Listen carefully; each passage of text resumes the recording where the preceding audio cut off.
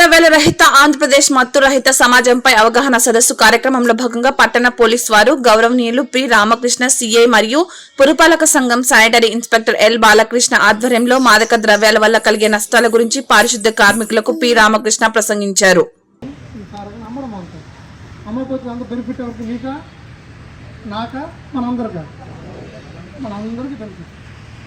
అందువల్ల వెళ్ళిపోతాం అనుకుంటే వరకు రిక్వెస్ట్ చేయాలి కొంచెం మాట్లాడతాను. ఎందుకంటే మీరు గ్రౌండ్ లెవెల్ వెళ్తారు, మాకు ఎవరు చెప్పరు, మాకు తెలియదు.